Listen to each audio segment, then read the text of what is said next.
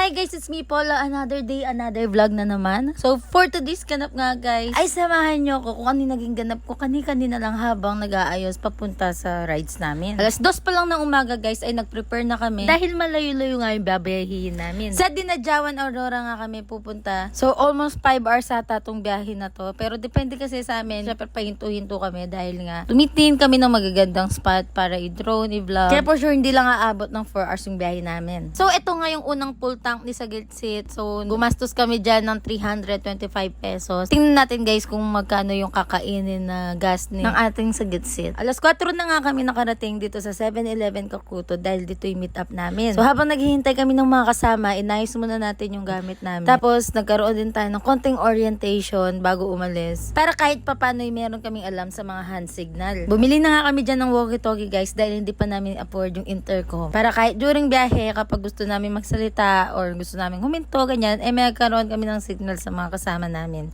So kung titignan nyo guys, ang ganda tingnan kasi nakasuot na tayo ng vest. Alam mo ba dati guys, wala mo kaming suot na vest. Tapos naka-jacket lang kami na kung ano-ano. Tapos yung mga motor namin, talaga ano lang siya, mga 100cc, 125cc. Pero ngayon halos nag-upgrade na. So thank you Lord sa ganitong blessing. Dahil papunta nga tayo sa Aurora, dito kami dumaan sa bypass kasi maganda yung daan dito. Isa sa mga nagustuhan namin sa pagra-rides is yung experience mo habang nasa daan ka. Talagang makikita mo yung magagandang view, lalo na kapag nasa bundok ka na. Kasi medyo takot pa ako sa banking kasi matagal-tagal na nga akong di nakapag-rides. Pero kanina habang nakasakay ako, hindi ko siya masyadong naramdaman. Siguro dahil nga sa motor at saka hindi sumagit yung katawan ko. Iba talaga no kapag okay yung transportation mo. Compare kasi dati, wala pa man natong 2 oras na masakit na yung likod ko. Pero ngayon sobrang komportable na natin guys. So pahinto-hinto kami dyan guys kasi nga nagdo-drone kami para sa magandang shot. At kung gusto nyo mapanood yung full video, gusto nyo makita yung buong Aurora guys, search nyo lang si A4J sa YouTube. Ayan, makikita nyo rin kami doon. So nandito na nga tayo sa Aurora guys, dito pa lang sa bungad. At naisipan namin na kumain muna ng breakfast. So kapag ganito nagbabaon kami ng kahit ano lang, kahit simpleng ulam lang para kapag nabutan kami ng gutom sa daan, meron kaming makakain. So hindi naman ito yung first time na makapunta kami sa Dinadjawan Aurora kasi last 2022 nakapunta na kami dito. Tapos ito pa yung time na stranded kami dahil saktong may bagyo. Tapos talagang wala kaming matuluyan nun at naghanap na lang kami ng covered court na pwedeng tulugan. Buti na lang mababait yung mga opisyalis at pinutulog kami sa covered court or sa kanilang evacuation center.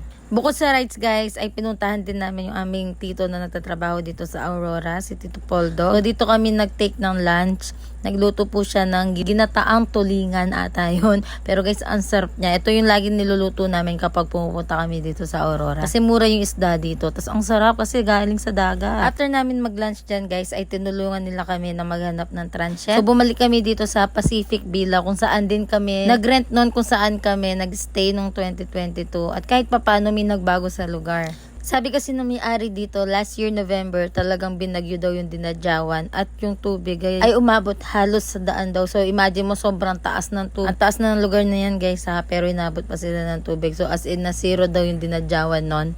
3.5 nga pala yung room namin. Tapos i-divide mo yon sa 8. So yun yung babayarin namin individual. At ayan nga yung room namin. Good for 8 siya. Meron siyang 2 double deck. Hindi pa kasama dito guys ng lutuan. Mag-a-add kayo ng 500 kung gusto nyo magluto or gumamit ng kanilang utensil. Pero kami may dala-dala kaming mga sariling lutuan. Wala ding wifi dito guys. Kung gusto nyo rin magpa-wifi, mag-add kayo ng 200 pesos. And as you can see, kakagising ko lang dyan guys. Talagang karating namin, nagpahingan muna kami kasi dahil nga 2 AM gising na kami at nakarating kami dyan sa mismong transient ng 1:40 PM kasi yung check-in dito ay 2 PM. So mag-out ka ng 12 PM kinabukasan. Sabi namin iidlip lang kami at magigising kami ng 3 PM pero nagising na kami ng halos mag-aalas 5 na. Talagang na-drain yung katawan namin sa biyahe kasi almost 8 hours kaming nasa daan guys. Maganda yung dagat dito guys, malinis siya, wala siyang mga seaweeds, ganyan. At pwede kang maglaro ng volleyball. Sasaktong konti lang yung mga tao at talaga makakapag-aura ka. So yun guys, nagtago ako dito sa kwarto para makapag